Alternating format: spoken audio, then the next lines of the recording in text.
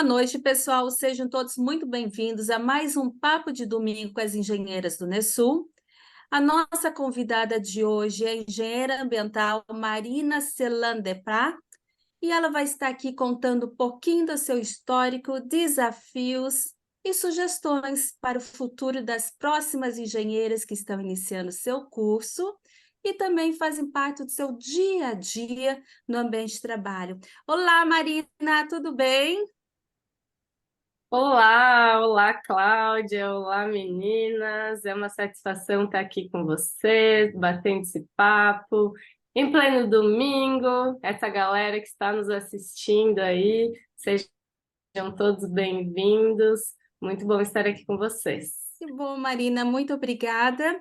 Um pouquinho da apresentação de cada uma das engenheiras que vão estar aqui presente hoje. Lembrando que o Núcleo de Engenheiras do Sul, NESUL, possui esse canal no YouTube e no Insta.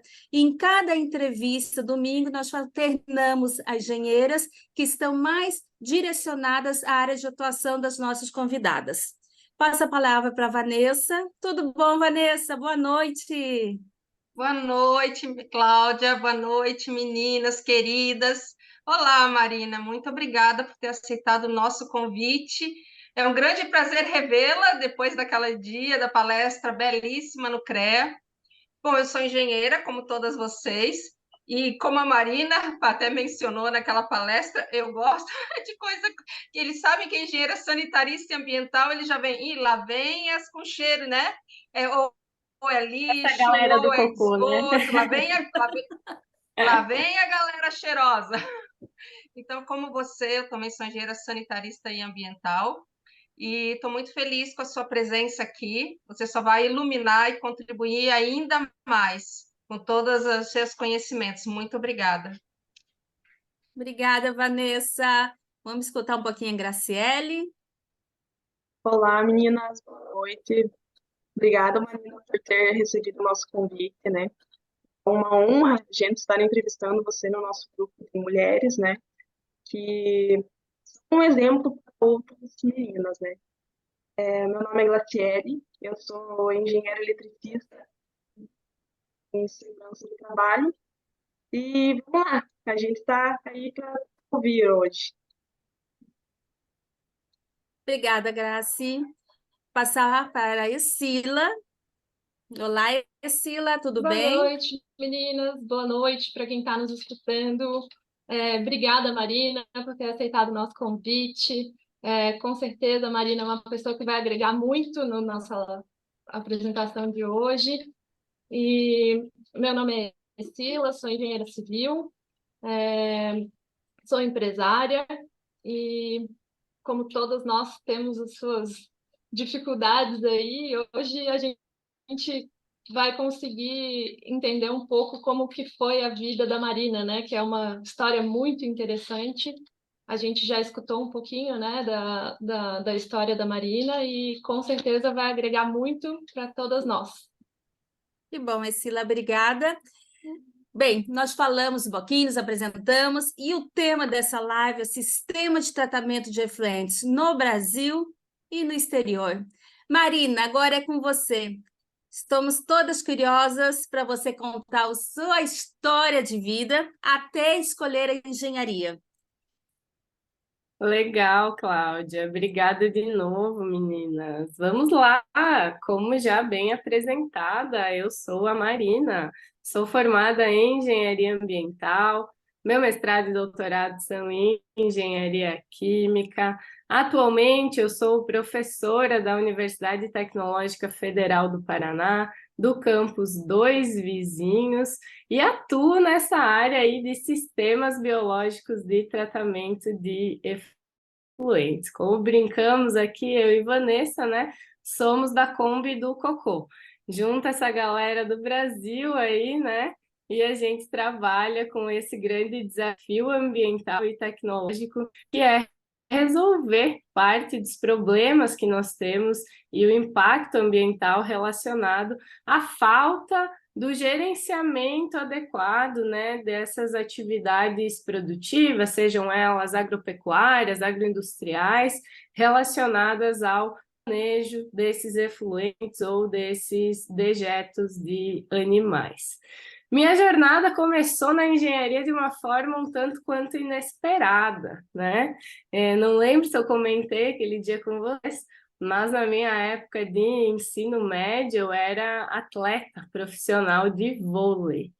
E aí, a única coisa que eu sabia fazer na minha vida era jogar vôlei, né? Viajava, competia pela cidade onde eu nasci em Concórdia, Santa Catarina, e era a minha atividade na época, né? Então, quando fui escolher, na minha época, não existia Enem, SISU, né? O Sistema Unificado aí de entrada nas universidades hoje, eu fui fazer o famoso vestibular.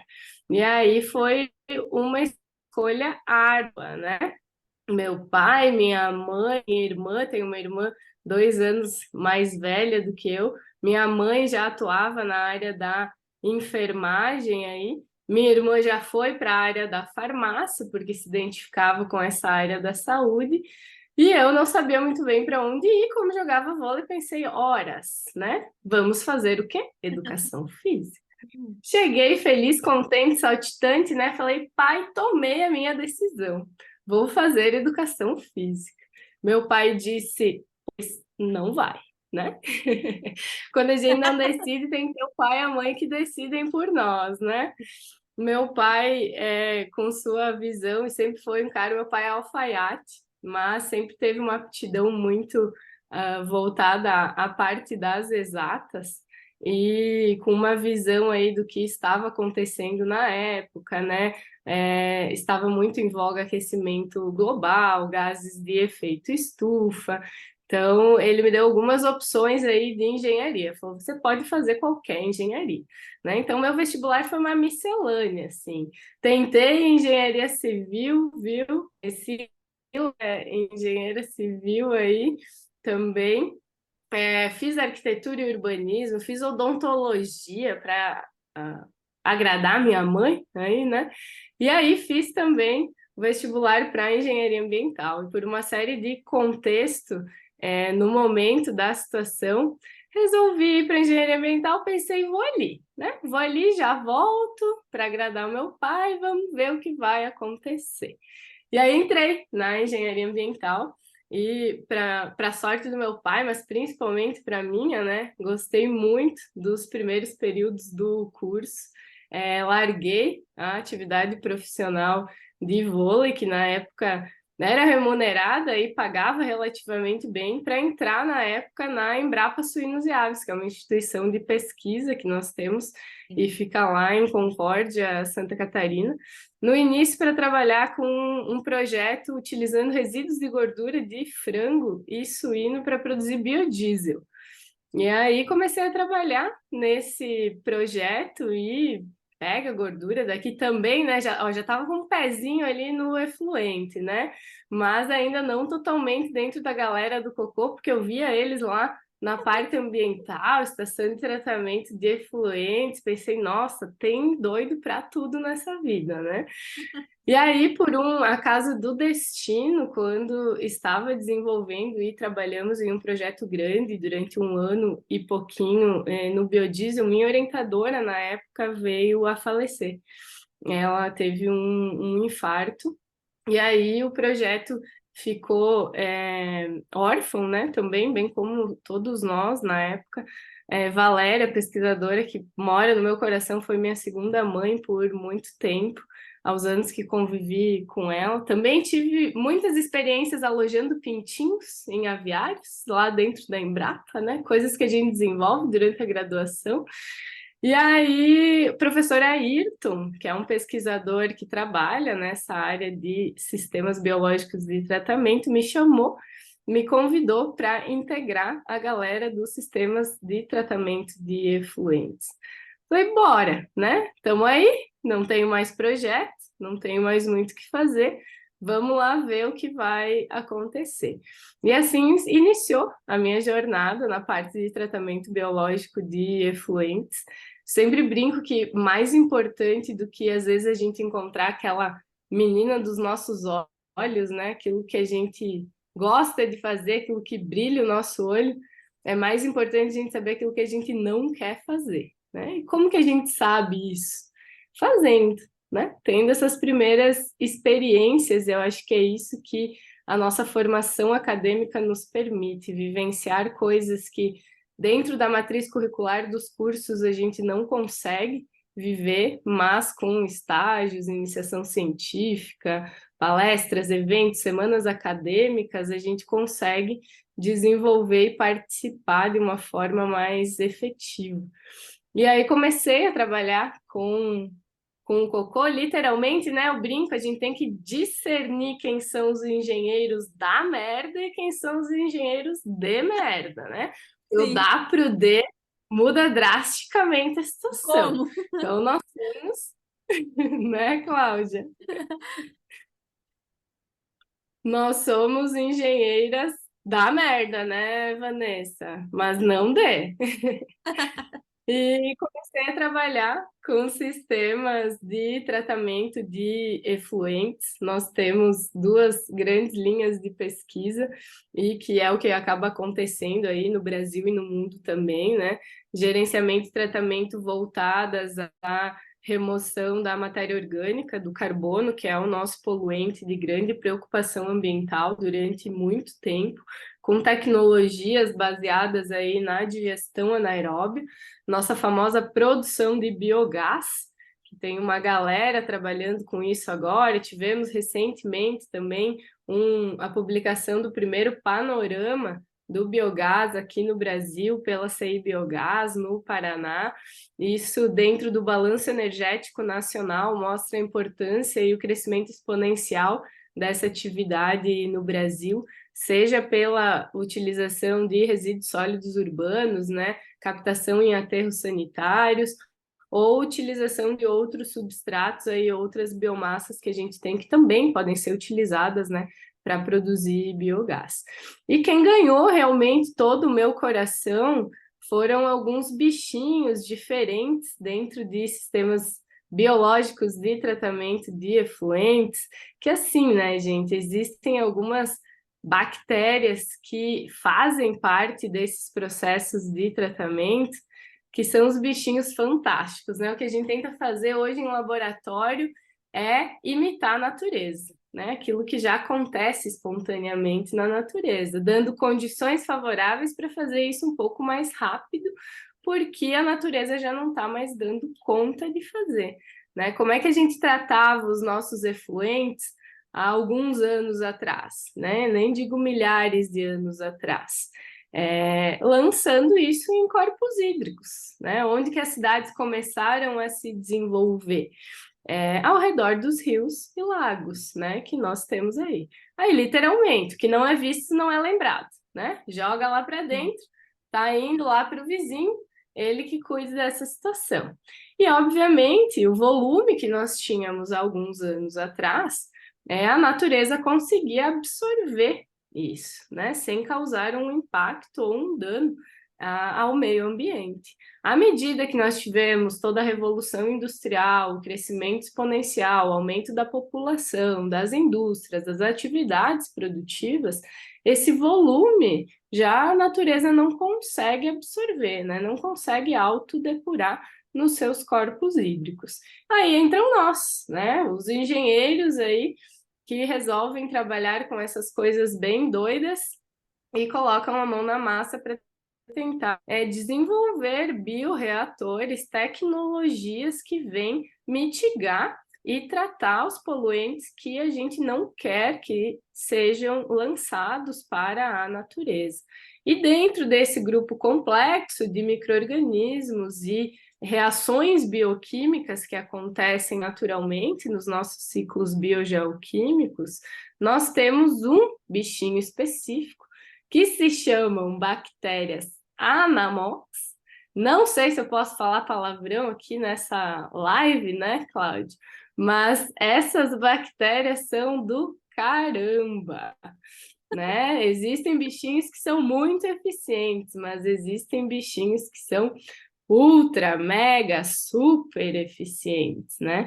E essas bactérias em específico, elas foram descobertas no fundo do oceano lá em 1995, e elas vêm mudando o ciclo do nitrogênio na natureza, né? Nitrogênio é um nutriente que nós temos que é essencial à vida, mas quando disposto em elevadas concentrações ou quando gerenciado de uma forma incorreta, ele pode causar alguns riscos, né, tanto à natureza quanto à saúde pública também, né? Nós temos nitrogênio amoniacal aí que é tóxico, principalmente para a fauna aquática, né? Vocês já devem ter visto aí alguns riozinhos eutrofizados nas regiões de vocês, e eu acho muito engraçado porque estava ministrando uma aula na especialização semana retrasada e teve um aluno meu que trouxe uma foto que foi premiada em 2022 na Holanda, de um lago verde com umas microalgas flutuando assim, na superfície do rio. E é lindo, né? Mas ele trouxe para nós, eu falei, pois é, gente, é um riozinho eutrofizado, né? Devido à elevada concentração desses nutrientes que nós temos aí. Apesar de ser muito bonito, mexe com toda a dinâmica do ecossistema ali, acaba impedindo a absorção da luz pela comunidade que está vivendo nesse rio e lago, e acaba criando ainda a possibilidade do desenvolvimento de algumas cianobactérias que vão causar cor, sabor a essa água, dificultando a sua captação para abastecimento público, bem como muitas vezes para geração de energia elétrica, né? Aqui no Paraná, onde eu moro hoje, nós temos muitas usinas hidrelétricas, né? Itaipu, vocês devem conhecer.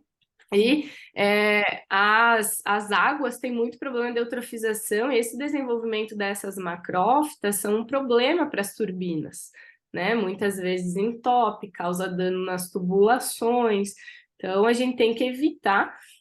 Segundo o IBGE, aqui no estado do Paraná, 95% dos nossos corpos hídricos são eutrofizados. Então, nós precisamos pensar em tecnologias aí para remover esses nutrientes, principalmente nitrogênio e fósforo, desses efluentes. E essas bactérias anamóxicas, comentando com vocês, elas atuam nessa remoção biológica do nitrogênio.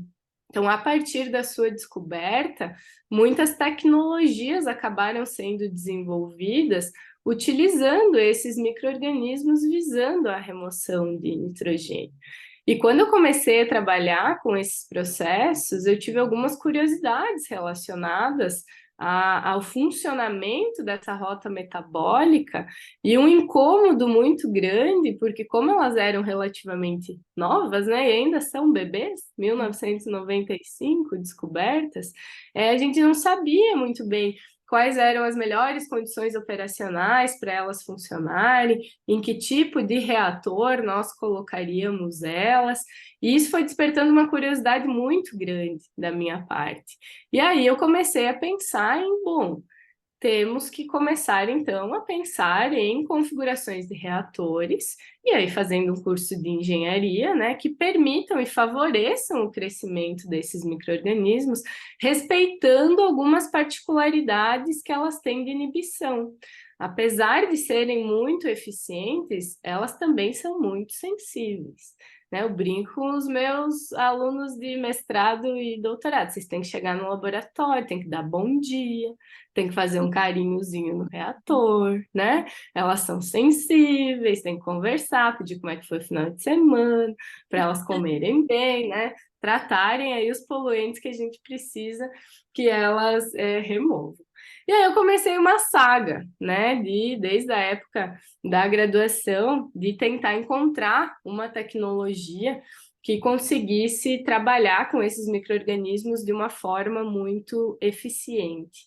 E aí começamos a estudar sobre isso, foi minha graduação, foi meu mestrado, cheguei no final, falei, velho, eu não sirvo para fazer isso aqui, porque encontrei tudo que eu precisava encontrar sobre esses micro-organismos, mas não consegui encontrar um reator que realmente tivesse o desempenho que eu gostaria, dentro das condições de engenharia hidrodinâmica que eu gostaria que aquele reator funcionasse.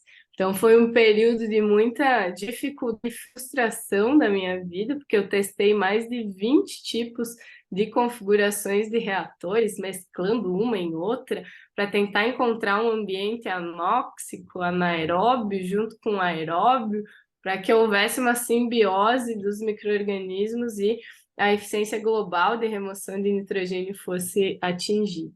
Encontrei todos os parâmetros cinéticos relacionados aos micro-organismos, no entanto, não encontrei um reator.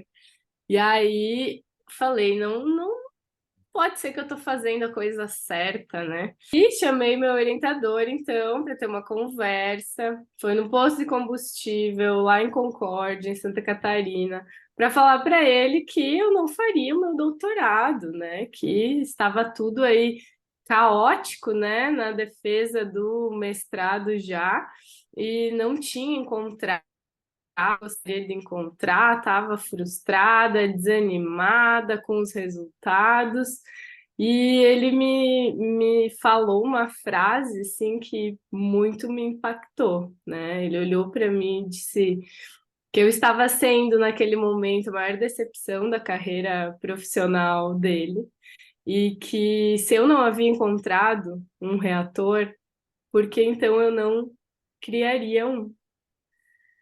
E aí, óbvio, com toda a minha maturidade na época, né? Olhei para ele, comecei a chorar desesperadamente e falei: pois então. Fui absorver essa informação em casa, né? Eu lembro que a inscrição do doutorado finalizava naquela noite, então eu tinha até meia-noite se eu quisesse fazer minha matrícula. E aí chorei, espernei, peguei um colinho de mãe e falei: quer saber? Nunca tinha pensado por essa vertente. Então vamos lá, né? Será que consigo desenvolver um novo protótipo aí ainda não existente que trabalhe com esses micro-organismos? E aí com uma nova luta, um novo desafio durante o doutorado para o desenvolvimento, concepção de uma nova tecnologia que conseguisse trabalhar e favorecer o desenvolvimento desses micro-organismos, dessas bactérias Anamox. E aí, resumindo o estado da obra, né? Nasceu o Nitramox. Nitramox é uma tecnologia brasileira que trabalha com os processos de nitritação parcial e Anamox para remoção de nitrogênio em efluentes que tenham uma baixa relação carbono-nitrogênio, ou seja, elevadas concentrações de nitrogênio aí, e efluentes que já passam por um processo de digestão anaeróbia, né, o que a gente chama de digestatos, aí, oriundo de processos de digestão anaeróbia. Com o desenvolvimento desse trabalho, da tese de doutorado, nós fomos laureados com o prêmio CAPES-Tese de doutorado do ano de 2018 na área de Engenharias 2, a menção honrosa do prêmio CAPES-Tese de doutorado. E aí começamos a fazer as publicações relacionadas a esse reator, e a gente sempre estava participando de eventos científicos nessa área do conhecimento também. Conhecíamos algumas pessoas dos Estados Unidos, de outros lugares aí do Brasil, e no meu terceiro ano do doutorado eu já estava com a tese praticamente pronta, né? As coisas andaram muito bem no doutorado. Fomos surpreendidos com um convite de participar de um projeto junto com a NASA, tendo em vista a necessidade que eles têm também de tratar os efluentes das aeronaves espaciais. Em síntese, esse projeto tinha o grande objetivo de transformar os resíduos de cozinha e banheiro das aeronaves espaciais, no nosso caso, das que saem da Terra e vão viajar até Marte, transformando isso novamente em água potável. Por que isso? Porque para a NASA custa muito dinheiro levar a água da Terra para o espaço, né? Para vocês terem noção, são aproximadamente $83 mil por galão de litro de água que sai daqui e precisa chegar até a estação espacial. Então, quanto mais a gente conseguir reduzir essa quantidade de água para essa viagem, economicamente essa viagem fica mais viável também.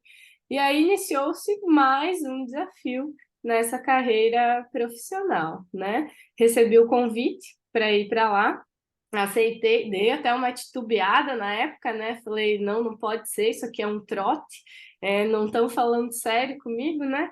Como assim trabalhar num projeto dessa magnitude? Mas foi muito legal, foi uma experiência muito bacana. Desenvolvemos toda a parte relacionada à escolha de um meio suporte para que essas bactérias fossem mantidas dentro do reator, né? Nós temos uma grande diferença de gravidade da Terra para esse tipo de viagem. Os nossos reatores aqui, ou por exemplo, o Nitramox, que a gente tinha desenvolvido, era um reator aberto, né? Que não seria concebível na situação que a gente estava lá. Então, tivemos uma equipe que trabalhou em um protótipo, em uma configuração de reator fechada, com sondas para acompanhamento remoto das espécies nitrogenadas que estão dentro desse reator, visando aí essa dormência. Essas bactérias precisaram dormir por um tempo, acordar lá e começar esse processo de degradação. Eu sempre brinco, voltar a comer pizza, né? Como se, opa, dormi uma noite muito bem dormida, acordei com fome e agora eu preciso comer tudo que tiver aqui pela frente para deixar meu papai e minha mamãe felizes, né? E aí foi isso que fizemos. Então, uma grande equipe, obviamente, não sozinha, né? Que trabalhou nesse projeto em várias equipes, em várias fases de desenvolvimento dessa proposta. Eu estive na equipe responsável aí pela caracterização desses micro-organismos, eficiência, né, desse processo de remoção. Utilizamos de uma técnica que a gente chama Fluorescent In Situ Hybridization, que é a técnica de Fish, né, para verificar aí por cores quanto de cada micro-organismo nós temos presente em cada reator que a gente precisava trabalhar, e assim conseguimos concluir esse projeto lá e tivemos a honra de sermos premiados com o FLC Award, que é um dos principais prêmios de transferência de tecnologia dos Estados Unidos, que premia os principais laboratórios aí responsáveis pela transferência de tecnologia, tecnologias que têm uma aplicabilidade, e é isso que eu acho fantástico de trabalhar com a pesquisa aplicada, né? A gente conseguir ver os olhos das pessoas que a gente trabalha brilhando, conseguir dar soluções tecnológicas para problemas reais que a gente encontra na nossa sociedade e que incomodam as empresas. Acho que nós, enquanto engenheiros aí do meio ambiente, somos as pessoas que precisam pensar em viabilizar os empreendimentos, né? E não em fechá-los, né? Então, como que a gente faz para tornar processos, tecnologias mais sustentáveis, que estejam em sintonia com o meio ambiente, né? E em prol da preservação da nossa natureza também. Então, em síntese, aí já falei demais, né, gurias? Essa Que foi a minha aula, história, Marina, essa foi que a minha aula. experiência. Olha, parabéns. Acredito, né? Faço as minhas palavras das minhas amigas, que minhas colegas engenheiras, que, que honra, Marina, né? E que gratidão estar com uma pessoa assim, com esse histórico todo. É lindo, parabéns. Me diz uma coisa, qual é o nome do seu pai? Meu pai se chama Altair João de Prá. Seu Altair, que bom que o senhor existe. A engenharia agradece, a ciência agradece por essa filha inteligentíssima. Marina, que Ó, honra. ele que escolheu a engenharia, hein? Todo mérito para ele. Parabéns. A engenharia agradece. Marina, nós vamos fazer agora umas perguntas para você, tá? Eu vou começar, depois as minhas colegas. Esse projeto junto com a NASA, né? Incrível, que você agora relatou para nós. Como você mesmo brincou, eu assisti a sua palestra. Agora mesmo você também é super divertida, uma pessoa super inteligente. Eu sempre digo que as pessoas inteligentes são super divertidas. Tem as sacadas. Então, você comentou que um belo dia alguém liga e é da NASA. Até você pensou, é um trote de algum aluno, alguma coisa assim. Esse contato, como que surgiu depois que foi feito todo o processo? Entrar em contato com você, você que tinha comentado, até me corrija por gentileza se eu estiver errada. Você disse que vocês apresentaram, né, em congressos, o projeto e eles chegaram até você. É isso? E depois, como é que foi? Você foi para lá logo em seguida? Como que foi o processo lá nos Estados Unidos? Quanto tempo que você ficou? Eu acho que são perguntas bem interessantes, porque não é qualquer um que vai para a NASA, não é qualquer um que a NASA liga, né? Não é para qualquer pessoa, vamos dizer assim, que a NASA Foi liga tudo muito chamando, rápido. convidando, né? Não, não é, né? Usualmente a NASA contrata projetos, né, para resolver alguns desafios aí ou algumas questões não resolvidas que eles têm e precisam de soluções tecnológicas, né? O contato nos Estados Unidos que eles possuem essa relação empresas, universidades, instituições de pesquisa, desenvolvimento de patentes, né? É muito acelerado, assim, eles andam muito em sintonia lá, né? Algo que nós precisamos, né? Estamos avançando muito bem aqui no Brasil, mas eles têm isso muito bem consolidado lá. Obviamente que isso aconteceu fruto dessas relações, né? De pesquisas científicas. A gente sabe que a gente vai publicando, vai se conhecendo, né? No mundo aí, quem trabalha, em que áreas e o que está fazendo, como está fazendo, por que está fazendo. O meu orientador, não tenho dúvidas, que teve uma contribuição absurda, né, nesse convite, como contato, inclusive, principal aqui no Brasil. Ele já conhecia o responsável na ARS, na USDA, o doutor Matias Vanotti, que foi o meu chefe durante o período que eu fiquei lá.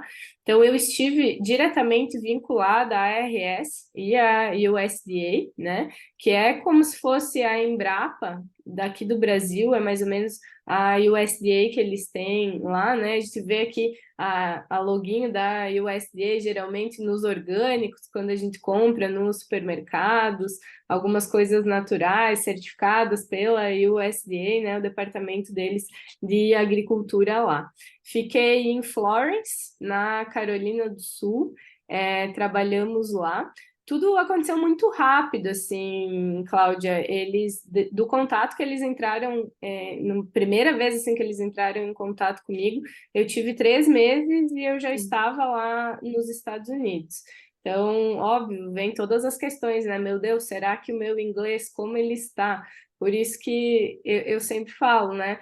Nós temos muito potencial, cada um de nós, cada engenheiro que está em formação, que está ralando, que está se frustrando também, que está desanimado, todos nós temos muito potencial, mas a gente tem que também se perguntar: nós estamos preparados? Né? E os meus alunos falam: preparados para quê, prof? Eu falo para as oportunidades que vão aparecer na nossa vida, né? Isso é uma certeza. Em algum momento ou outro, as oportunidades vão aparecer na nossa vida e a gente precisa estar preparado para elas, né? Então, se eu tivesse recebido o convite, mas eu não tivesse uma mínima comunicação em inglês, eu conseguiria ir para lá? Não, né? Muito provavelmente não. E ainda assim foi muito difícil, né? Estar lá e começar essa comunicação lá. Então, acho que isso é um exercício constante que a gente tem que fazer. Acreditar muito que nós temos muito potencial, mas também nos perguntarmos se a gente está preparado, né?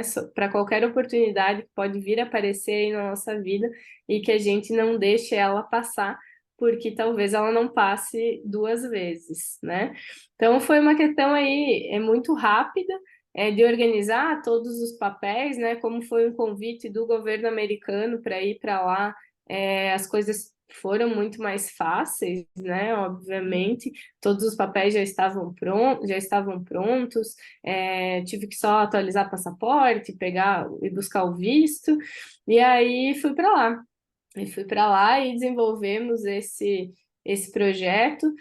O desenvolvimento de todas as atividades principais, Cláudia perguntou, durou aproximadamente 3 meses. Nós tínhamos um cronograma de entrega desses resultados, né? No final aí do ano, eu fui para Washington para apresentar os resultados para eles lá, e aí encerrou-se um ciclo. E aí o contexto todo aí durou mais tempo, né? Até a gente preparar, chegarem todas as coisas que a gente precisava. Nós pegamos, hein, essa história é engraçada, em outubro de 2016, teve um furacão muito forte lá nos Estados Unidos, o Hurricane Matthew, e pegou toda a costa aí da Carolina do Sul, que era onde a gente estava. A cidade chegou a ficar sem energia por 10 dias, e nós com geradores lá no laboratório para manter os reatores em atividade e todas as atividades de pesquisa que estavam acontecendo lá. Mas foi um período, foi um desafio único, porque agora a gente está começando a ver algumas coisas desses fenômenos naturais aqui no Brasil, né? Mas tu abrir a janela assim, ver uma enxada voando não é algo comum para cá. Não é né? comum, né? Foi assustador, mas sobrevivemos. Estamos E aí. deu tudo certo, né, Marina? Foi um sucesso, né? Agradeço. Vamos conversar um pouquinho mais. Agora eu passo a palavra para a Graciele, que eu sou a primeira que eu estou vendo aqui, para conversarmos um pouco mais. Graciele, por gentileza. Primeiramente, Marina, que engenheira do caramba, como se diz, você é. Parabéns pela sua dedicação para a pesquisa, né? Hoje muitas pessoas entram na engenharia para atuar na prática, né? Mas a pesquisa também é uma área muito importante para o desenvolvimento do mundo, né? Marina, eu quero saber quais os próximos projetos que você tem em vista, os próximos passos da sua carreira, o que você planeja para os próximos anos.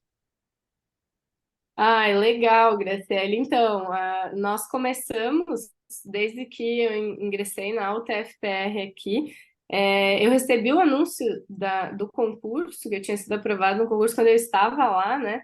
Foi também uma decisão difícil, né? Se eu ficava ou se eu retornava para cá. Tive a oportunidade de ficar, mas aí decidi voltar, porque estava com tudo aqui no Brasil também, né, me esperando voltar. E desde que eu voltei, eu tentei começar a implementar essa linha de pesquisa na UTFPR, né, do Campus Dois Vizinhos. Obviamente as coisas não andam na velocidade que andam lá fora, né, e a gente precisa de bastante infraestrutura aqui também. Então, levei uns 2 anos aí para aprovar projeto em fontes de fomento externas, conseguir recurso, mas com muita satisfação. Em 2017, já implementei meu laboratório de pesquisa, laboratório de biotecnologia ambiental e alimentos. Hoje nós temos um grupo de pesquisa que atua aqui, os meus fofinhos, vou deixar um super coração para eles aqui, porque eu vou mandar o link para eles assistirem depois também, que estão dia a dia lá no laboratório. Continuamos com o Nitramox, né, estudando alguns aprimoramentos na concepção do reator. Os trabalhos continuaram na Embrapa Suínos e Aves, então alguns alunos de doutorado, estou com uma aluna minha de doutorado lá também, trabalhando com ele. Tivemos o aumento de escala do Nitramox, então ele está em fase piloto. Já temos uma empresa que está comercializando o Nitramox e implementando isso em estações de tratamento de efluentes. Então, esse trabalho continuou e eu sou muito feliz assim, de ver essa sementinha agora dando frutos. E a gente continua nas linhas de pesquisa. Hoje a gente está estudando um pouquinho mais sobre a morfologia desses micro-organismos. Como eu falei para vocês, eles são muito eficientes, mas o tempo de duplicação dessas bactérias é em torno de 9 a 11 dias. Então, pensa, uma E. coli da vida se duplica em 20 minutos, né? E aí, quando a gente tem uma demora muito grande para eles se duplicarem, isso implica em uma demora também para dar partida em reatores de escala real. Então, hoje, as plantas que têm startup usando esses micro-organismos importam containers da Holanda, e isso custa bastante, né, dinheiro. Então, nós estamos agora focando os esforços em desenvolver uma receitinha de bolo aí para startar esses processos usando da nossa microbiota, da nossa biodiversidade aqui. Já tivemos lá em Concórdia, quando eu estava trabalhando com esses reatores, encontramos uma nova espécie desses micro-organismos Anamox. Aí veja que nós somos muito criativos, né? Essa espécie se chama Anamox brasilis concordiensis, porque é do Brasil e era lá em Concórdia. Mas aí, quando eu estava lá nos Estados Unidos, eles também encontraram uma nova espécie dos micro-organismos deles. E aí a gente estava na Carolina do Sul e se chama Brocadia carolinensis também. Eu falei, viu, gente? Olha aí, ó. Nossa criatividade é a mesma, né? Então, hoje os nossos esforços estão focados nesse aprimoramento e transferência da tecnologia, buscar a viabilidade, tentando reduzir os custos da nossa realidade brasileira aqui. Estamos com muitas plantas em expansão, mas a gente precisa vencer alguns desafios não resolvidos ainda, e é nisso que nós estamos atuando aqui. Eu também trabalho muito diretamente aqui, que foi a fonte de aporte inicial de recursos para viabilizar o Anamox com biogás, né? Nós temos muitos produtores rurais na região aqui do Paraná que têm problemas de gerenciamento dos seus efluentes. Então, eu trabalho muito diretamente assim com produtores rurais, otimização dos sistemas produtivos, produção de biogás, utilização desse biogás para transformação em energia elétrica ou térmica, dependendo da realidade da propriedade rural, de forma que a gente consiga ter um ciclo fechado, né, de utilização. Agora tem crescido muito o biometano, né, que é esse biogás mais purificado aí, prezando pelo metano, que é o gás de interesse que tem um elevado poder calorífico e a gente precisa utilizar com sabedoria ao invés de jogar de volta para a atmosfera. Professora fala bastante, tá, gente? Vocês podem ir me cortando quando eu falar demais. Eu não sei, eu estou aqui assim admirando, porque é uma aula, né? Quem vai assistir essa gravação, essa live, nossa, vai dizer assim, meu Deus, é uma aula que foi dada pela professora Marina. E já me procure, me manda mensagem, porque a gente precisa aumentar essa galera. Eu brinco que hoje é uma Kombi que tem no Brasil que trabalha com Anamox, né? Daqui um tempo vai ser um ônibus, logo assim vai ser uma frota, logo a gente monta um avião e vai para o mundo também. É para o mundo, como você já está, né? No mundo. Sila, qual a sua pergunta para a Marina? Marina, eu me identifiquei muito na palestra que eu assisti, que nós assistimos, né? Quando você falou a frase, Marina, desistir não é uma opção. Fala um pouquinho para a gente quem que falou essa frase para você e o que que ela significa. Obrigada, Sila. É verdade, gente. Quando eu estava nos Estados Unidos, obviamente, né, foi um período muito bom da minha carreira acadêmica, mas também foi um período muito ruim, né? Eu acho que a gente não tem que ter meias palavras para falar sobre as dificuldades e os desafios que a gente tem quando a gente sai da zona de conforto, né? Então, foi um período muito difícil para mim lá. Tiveram muitos desafios profissionais, coisas que eu não tinha uma aptidão e uma expertise muito bem desenvolvido aqui. Eu trabalhava muito com a parte da engenharia, não tanto com a parte da microbiologia, né? Porque a gente tinha biólogos no nosso grupo de pesquisa que traziam essa expertise, e lá eu precisei focar muito na parte microbiológica, porque a gente já não conseguia, em termos de engenharia, reator era diferente, estava sendo desenvolvido por outras pessoas, a gente tinha que olhar para o desempenho do processo mesmo, e eu tive uma pessoa daqui do Brasil que sempre me falou, Marina, desistir não é uma opção, né? Por muitas vezes eu pensei em desistir, não só lá, mas durante a carreira acadêmica e profissional. Tem muitas coisas que não são fáceis, né? Na vida, não só de nós, enquanto engenheiros, de todas as profissões, mas nós, mulheres, engenheiras, né? Vivendo N desafios que já estão no nosso cotidiano, a gente tem vontade de desistir muitas vezes. E eu tive essa pessoa que sempre me falou, Marina, desistir não é uma opção. E eu gravei isso. E isso eu levo para a vida, assim. Quando eu estou em qualquer momento de dificuldade, né? Marina, desistir não é uma opção, porque a gente olha para o problema e consegue pensar em soluções e não em desistir. Se desistir não é uma opção, então como é que eu consigo sair dessa situação que eu estou? Né? Para onde eu vou, quais são as estratégias? E algumas vezes a gente erra, outras vezes a gente acerta, e assim a gente vai trilhando esse caminho da luz. E isso ficou tanto em mim que eu casei com essa pessoa, né? Quem me falou isso foi hoje meu marido, Marcelo Bortoli, na época era meu namorado. Nem sei se eu contei isso na palestra do CREA, mas ficou tanto em mim que quando ele foi para os Estados Unidos, quem pediu ele em casamento fui eu, tá? E aí, casamos, ó, dia 13 agora de outubro, vamos fazer 5 anos de casados, e estamos aí, permanecendo na luta, ó, sem desistir, porque desistir não é uma opção. Que bacana, desistir não é uma opção.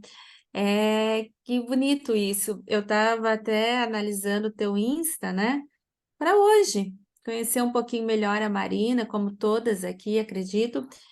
E me chamou muita atenção que você tem muitas mensagens de motivação no seu Insta, né? Muitas frases. E uma delas você diz assim: vamos cuidar da beleza, porque a inteligência é permanente, alguma coisa assim, né? Qual o seu desafio, Tem.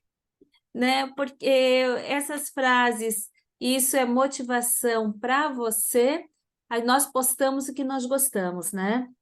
E essa motivação vem diária. Entender um pouquinho mais, ô Marina, quem é a Marina? Nós estamos vendo essa mulher incrível, essa engenheira incrível, enfim, cheia de adjetivos, mas entender um pouquinho mais essa motivação necessária para os outros, para você, como que funciona, Marina?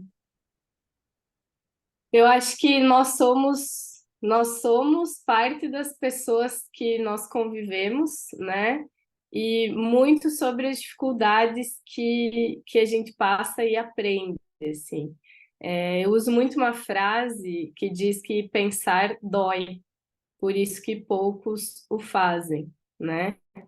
E pensar dói, de fato. Pensar tira a gente dessa zona de conforto, né? Viver situações ruins nos obriga a pensar, né? Sobre como a gente sai dessas situações. Motivação, eu acho que é algo muito interno, né? O que sempre funcionou para mim, além do desistir não é uma opção, é entender os cenários e aprender a conviver com pessoas que talvez você não goste ou que não gostem de você, né? Em relações interpessoais, a gente vai viver sempre isso. Eu já fui uma Marina explosiva, né, intempestiva, num passado um tanto distante, e foi durante a minha pós-graduação, nesse período aí traumático, que eu comentei com vocês, que eu desenvolvi algumas estratégias internas sobre como que a gente lida sobre situações que nos impactam, mas que talvez não impactem as outras pessoas, né? Às vezes uma pessoa chegar e não te dar bom dia, não diz respeito sobre a relação que você tem com ela, mas é algo dela, né? E que não tem a ver com você. Então, acho que o nosso grande desafio é nos resolvermos internamente, é entender o que a gente quer, né? E aonde a gente quer chegar. E como eu comentei durante a minha fala inicial, esse foi um ponto que nunca teve totalmente claro para mim. E talvez se vocês me pedirem hoje, Marina, você vai fazer isso que você faz para o resto da sua vida? Eu falo, não sei, porque talvez esse cenário de hoje não permaneça no futuro, né? Com Hoje sou certeza. muito feliz e gosto muito de fazer o que eu faço, mas eu não sei quais oportunidades a vida tem para me trazer, né? E viver as adversidades durante muito tempo, período de pós-graduação, a gente sabe como é, né? Laboratório, tem muita competição, você não vai gostar de todo mundo e tá tudo bem. Todas as outras pessoas às vezes não vão gostar de você e tá tudo bem, né? Às vezes o teu jeito não vai agradar a outra pessoa, a forma como tu fala, a forma como tu se porta, a gente vai receber críticas, né? Bem como vão ter pessoas que pelos mesmos motivos vão nos amar de graça, né? E todos esses cenários estão bem. Nos resta entender o que está acontecendo com nós, né? E quais são as estratégias que nós vamos encontrar para sair de determinadas situações. Então, vou usar um exemplo muito, muito besta aqui. Eu odeio ir para academia, gente. Academia e eu, assim, é uma relação conflituosa. Eu acordo todos os dias às 6 da manhã e vou para academia. Por que que eu faço isso? Porque eu entendi que isso me ajuda a pensar, né? Então, eu não faço isso porque eu gosto. Eu faço isso porque tem que ser feito. Porque eu sei que existem outros benefícios que eu vou ter por fazer isso. Então, às vezes são pequenas coisas que a gente precisa encontrar no nosso dia a dia, que no meio daquele caos, e hoje a gente vive um mundo muito turbulento, né? Hoje eu sou diretora de graduação do campus da UTFPR, onde eu estou inserida, e eu vivo cotidianamente com muitos problemas, são mais de 2.000 estudantes, mais de 150 professores, então eu vivo com problemas quase todos os dias.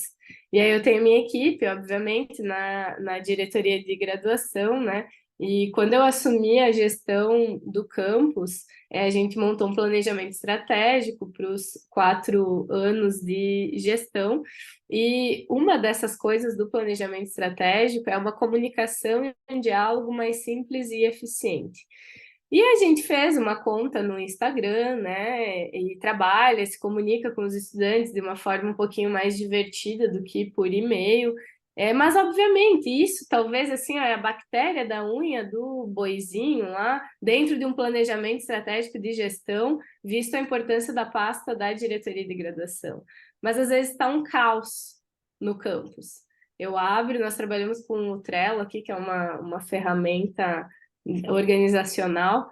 Eu abro aquele Trello e começo a ver as artes com as cores, a tipografia, as coisinhas bonitinhas que vão para a página, 5 minutos.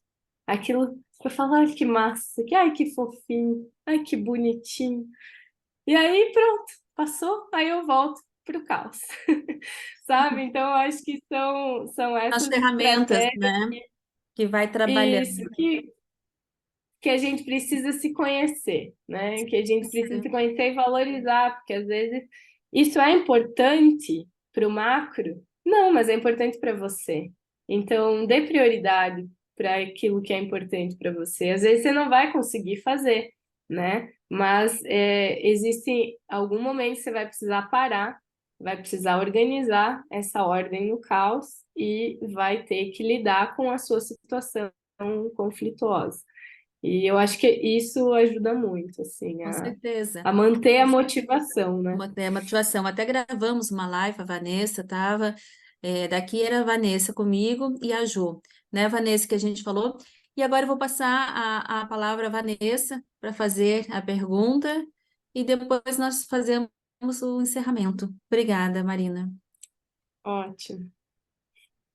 Bom, Marina, além de eu já ter te acompanhado naquela palestra, a live de hoje foi um espetáculo, sabe? Porque você falou tanto de coisas técnicas, quanto os teus posicionamentos, a tua estratégia, o teu gerenciamento.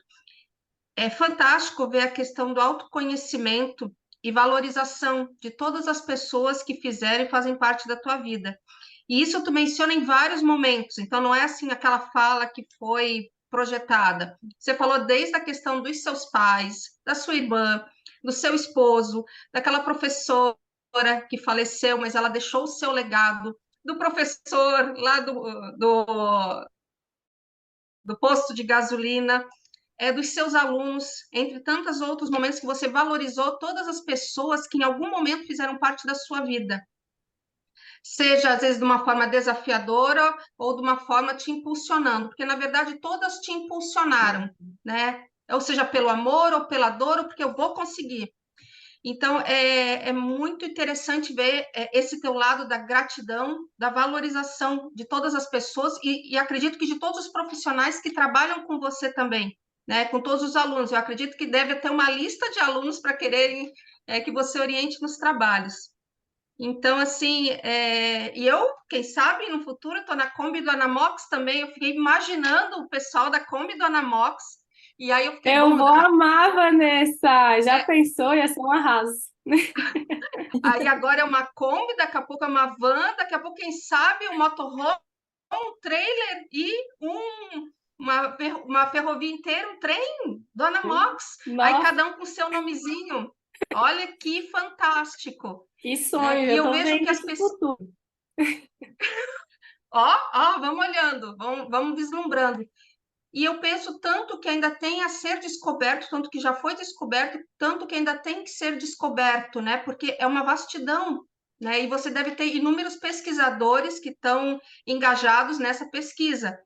Então, a minha pergunta mesmo é quais os tipos de influentes que vocês já testaram, se é possível você mencionar, e que o Anamox se mostrou, né, um percentual excelente, né, a sua eficiência, o que vocês ainda estão testando, né, porque você falou um tipo de efluente, depois falou da questão do biogás, então eu acho que, assim, que é um caminho muito vasto, está se abrindo muitas possibilidades, eu acredito que você tenha um grupo de pesquisadores que realmente estão testando aonde ele pode ser aplicado. Sim, Marina, seria quais as aplicações, né, que vocês já testaram, né, e comprovaram a eficiência do Anamox, e se vocês estão com algumas pesquisas e projetos, porque você como orientadora deve ter vários alunos, né, que você está orientando, e a tendência realmente é explorar ainda mais, né, aonde ela vai se desenvolver, como vai desenvolver, a sua eficiência, né, onde ela gostou mais, né, porque é um caminho e é um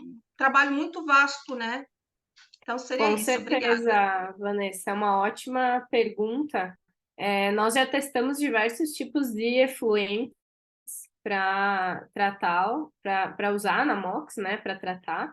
Existem os efluentes que a gente chama filé mignon, né, e existem os que são um pouquinho mais complicados aí. Como a gente gosta de desafio, a gente já partiu dos mais complicados, que são esses efluentes agropecuários e agroindustriais que têm uma concentração muito maior de nitrogênio, mas, consequentemente, também de carbono, que é um dos possíveis inibidores aí desse processo, né? Porque o processo Anamox, ele é autotrófico, ou seja, né, não precisa de uma fonte externa de carbono para se desenvolver, enquanto o carbono traz o desenvolvimento de micro-organismos heterotróficos que podem aí se sobressair a essa atividade. Então, por exemplo, efluentes aí filé mignon, que a gente já testou, de indústrias de gelatina, né? Ele sai, inclusive, quentinho, pronto para entrar em reatores Anamox. É onde a gente tem plantas já operando muito bem em escala real. Esgoto sanitário, porque esgoto sanitário tem uma baixa concentração. Então, para quem trabalha com efluente agropecuário, a gente brinca em esgoto sanitário, a gente bebe. tá tranquilo, não precisa nem tratar, né? Porque efluente agropecuário tem uma concentração em até 100.000 vezes maior de determinados nutrientes. Então, o efluente sanitário, show, funciona muito bem. Indústrias que têm efluentes com uma baixa relação carbono e nitrogênio, vai funcionar, e vai funcionar muito bem, tá?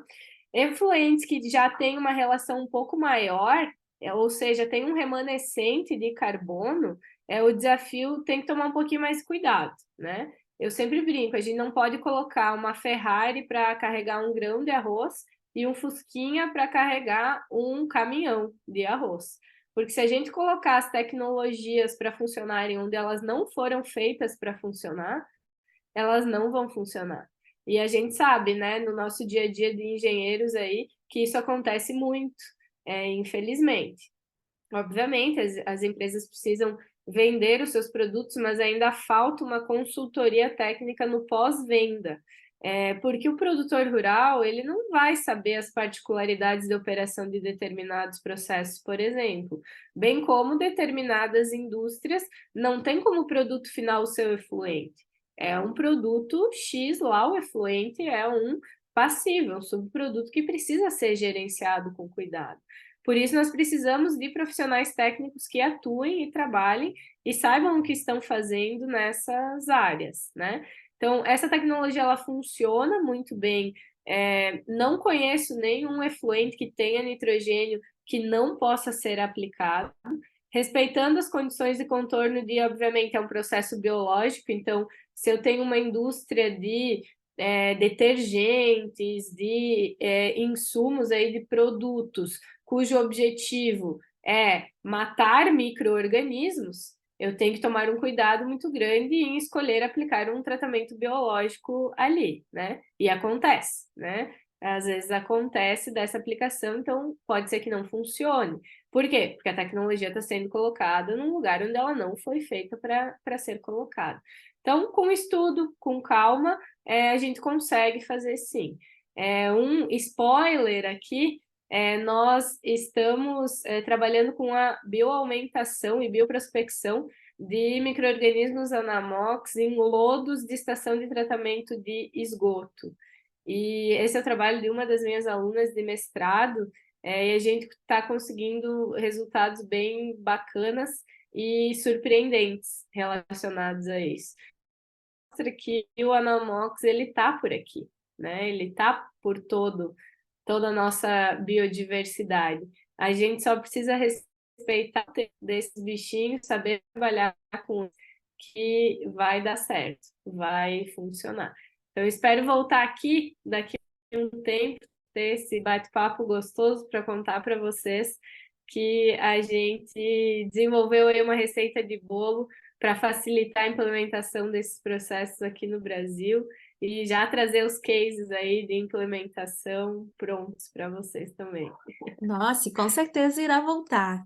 E para finalizar, né, essa roda de perguntas, nós temos a nossa colega Juliana, engenheira também, que vai fazer uma perguntinha para você.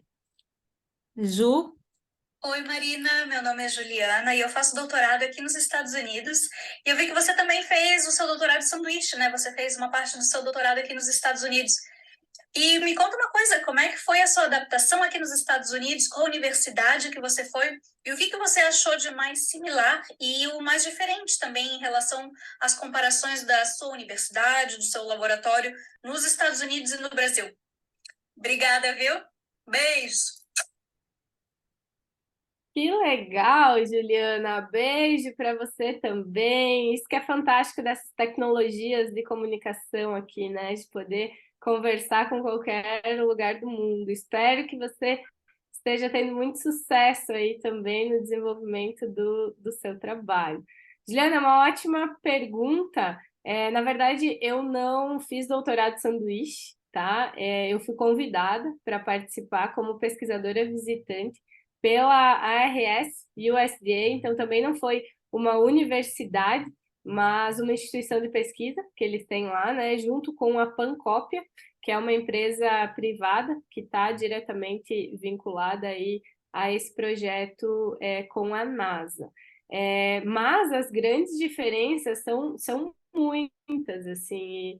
Eu gostei muito da sua pergunta, porque é uma reflexão que eu gosto muito de fazer sobre a diferença que nós temos entre os países, a infraestrutura e a facilidade de acesso a muitas coisas. Então, vou responder bem na prática mesmo. Quando eu estava lá nos Estados Unidos, e eu precisava de algum reagente, de alguma vidraria ou de algum insumo, de alguma infraestrutura, fazer uma listinha, entregava para uma pessoa que estava trabalhando junto comigo. No dia seguinte, de manhã, na minha mesa, estava tudo que eu precisava. Eu nem sabia como eles faziam para entregar esses negócios de uma forma tão rápida. Assim, durante o furacão que eu mencionei aí para você, que demorou 2 dias para chegar um negócio na minha mesa. Mas era tudo muito rápido, muito fácil de adquirir.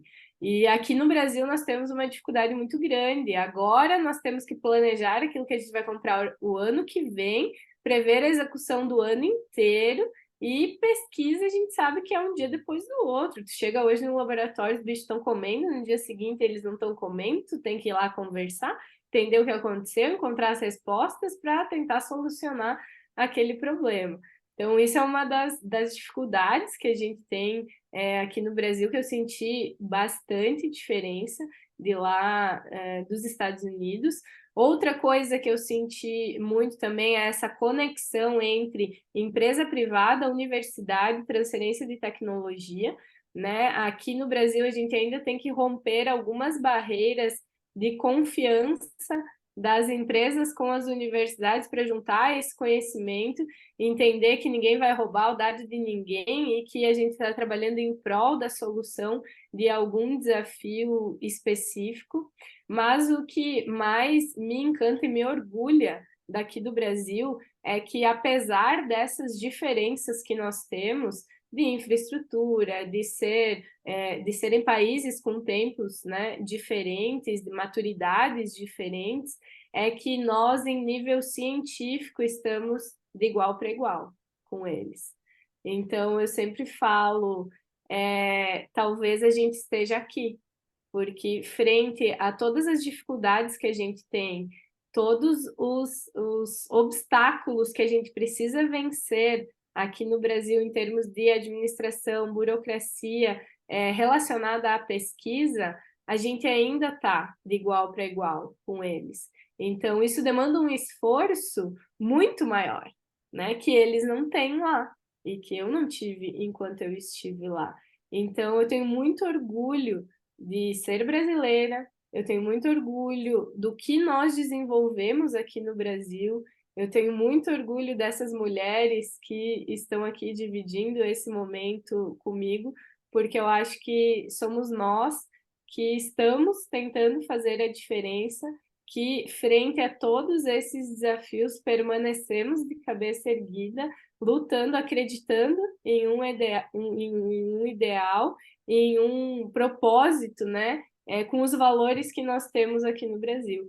E é isso que a gente não pode deixar morrer, né? Porque às vezes a gente ouve uma utopia de que eles são muito melhores, né? De que lá é muito melhor. E lá tem as suas dificuldades também, né? Posso dizer com toda a certeza do mundo, assim, pela minha experiência, né? A energia que nós temos aqui, a parceria que nós temos aqui, isso aqui, ó, que nós estamos tendo aqui, a gente não encontra em todos os lugares do mundo, tá? Essa empatia, essa...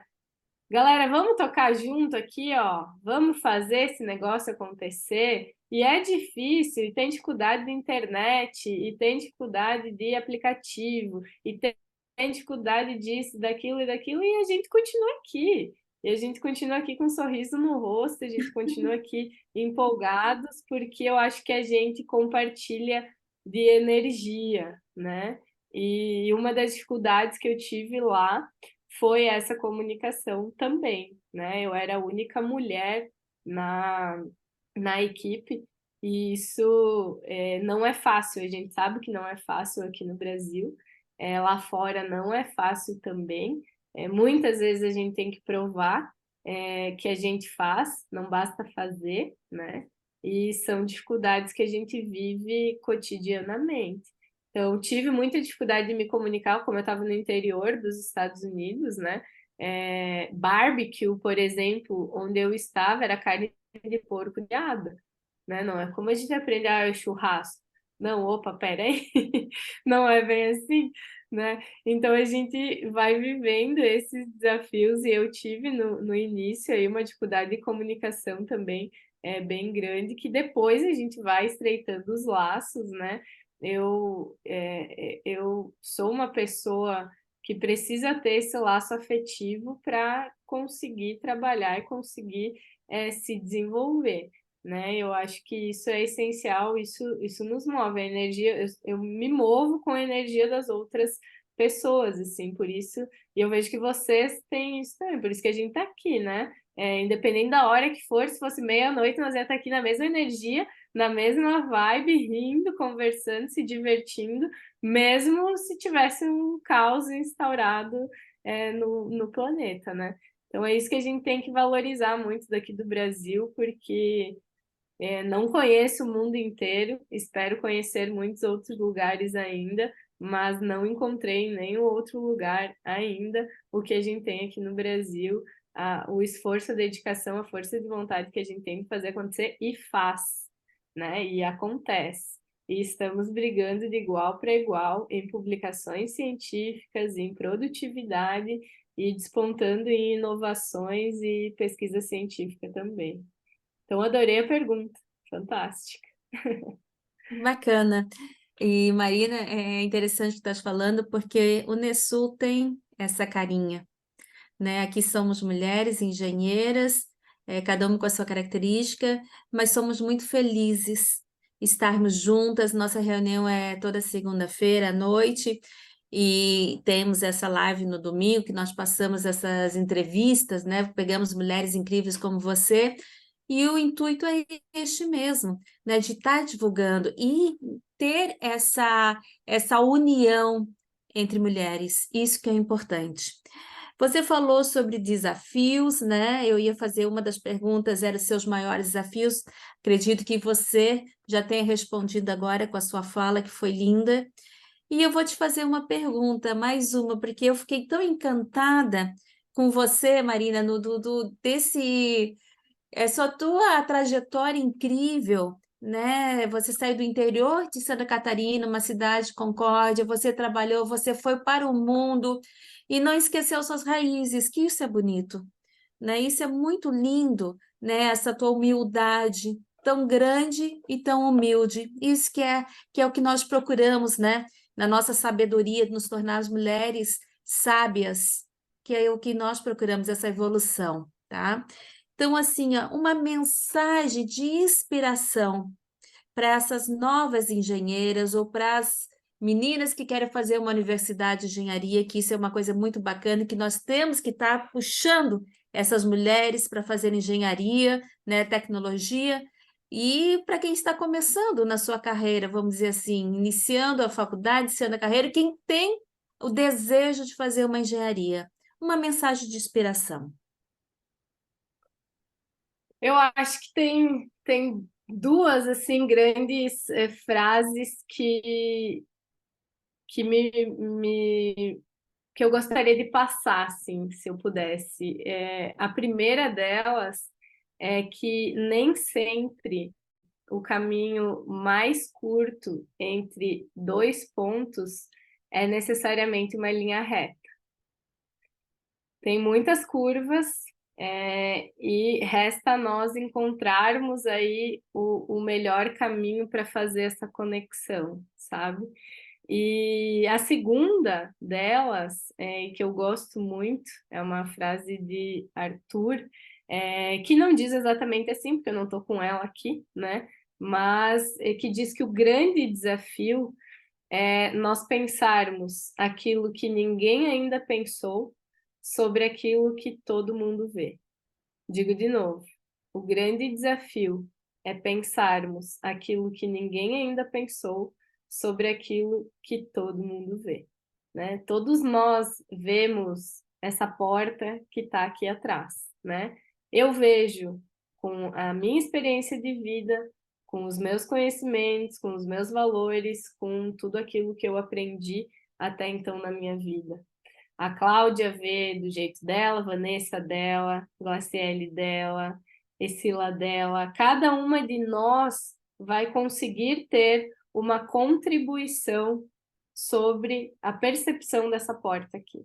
E possivelmente uma vai ser diferente da outra. Às vezes vai convergir, às vezes vai divergir. Mas cada vez mais a gente precisa pensar um pouquinho fora da caixa.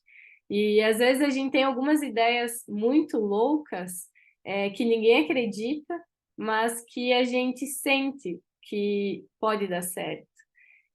Não desistam dessas ideias, né? Eu acho que esse é o recado que eu deixaria. O caminho não vai ser fácil, mas ele vai ser trilhado por você, dentro dessa lógica de que o encontro de dois pontos nem sempre vai ser uma linha reta, né? Às vezes a gente vai ter que desbravar alguns caminhos diferentes para chegar onde a gente estima chegar, ou muitas vezes chegar onde a gente nem imagina chegar, né? Se vocês me encontrassem há 8 anos atrás, me falassem, Marina, você já pensou em trabalhar em um projeto junto com a NASA? Eu ia falar, viu, vamos aqui comigo no grupo de terapia, porque você não tá passando bem, né? Não tá me zoando, né? E às vezes as coisas acontecem, gente, quando a gente menos espera que as coisas vão acontecer.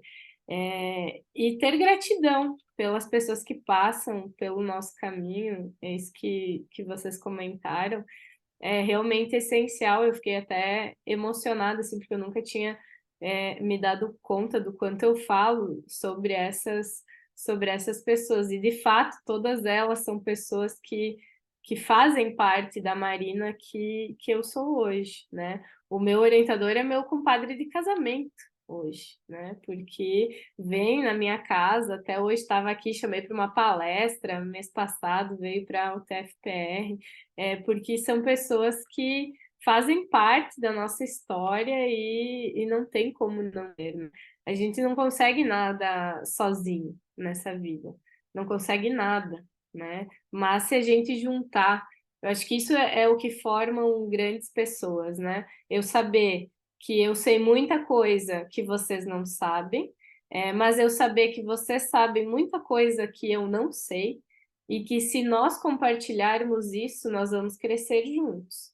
Agora, se cada um viver no seu mundinho fechado, a gente vai padecer sobre esses conhecimentos e just it, né? É só isso, vai terminar aí. Então, eu sou muito feliz, inclusive, pela palestra que fez nós nos conhecermos. Eu admiro demais esse núcleo aqui, o NESU. Eu desejo que tenha um sucesso imenso. Me aguardem, viu? Porque quando eu sair da gestão, quero entrar nesse grupinho seleto aqui também. Já foi Hoje, convidada? infelizmente, adorei. Hoje, infelizmente, não tenho capacidade de resposta, porque não dá para abraçar o mundo, mas eu acho que são pessoas como vocês aí que também me fazem continuar, e que eu sou muito grata de conhecer pela vida, né? Isso que nos move, é isso que nos une. Isso que Então, nos... acho que essa é a mensagem. Adorei, Marina, muito obrigada. Adorei, adorei. Você é incrível. Que pessoa inteligentíssima e ser humano. Você é um ser humano brilhante. Muito obrigada. Esse foi mais um Papo de Domingo com as engenheiras do NESU, com a grandiosa Marina Defra. Um beijo das engenheiras.